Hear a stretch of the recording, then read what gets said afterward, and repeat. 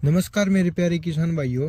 आज की वीडियो के अंदर हम बात करेंगे कि गेहूं की फसल के अंदर ज़्यादा से ज़्यादा पैदावार को कैसे निकालें, उसके अंदर ज़्यादा से ज़्यादा उत्पादन को कैसे बढ़ाएं और उसके अंदर जो बढ़वार है वो कैसे लाएं।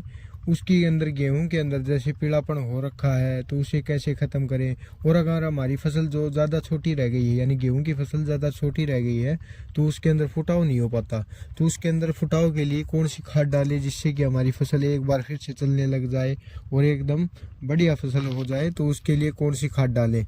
तो किसान भाइयों, लास्ट तक जरूर देखें इस वीडियो को।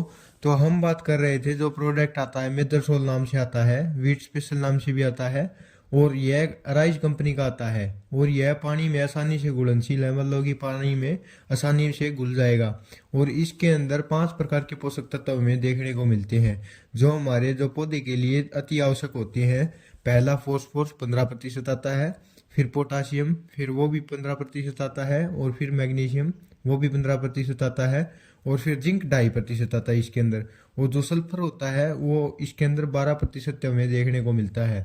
और इसके बाद हम बात करते हैं जो यूरिया यूरिया को और मिला लें तो इसके अंदर 6 पोषक तत्व हो जाएंगे जो हमारी फसल के लिए अति आवश्यक होती हैं। तो इसके अंदर हम बात कर लेते हैं अब डोज की, कितनी हमें 1 एकड़ के हिसाब से हमें खेत के अंदर डालना है।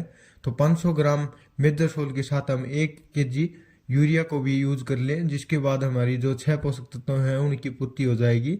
उसे पानी के अंदर जो 120 से 150 लीटर पानी के अंदर हम मिलाकर अपने खेत के अंदर स्प्रे कर दें, तो जो फसल है वो एक नंबर और अलग से ही हमें दिखाई देगी। तो फिर हम बात करते हैं जो इसके रेट की।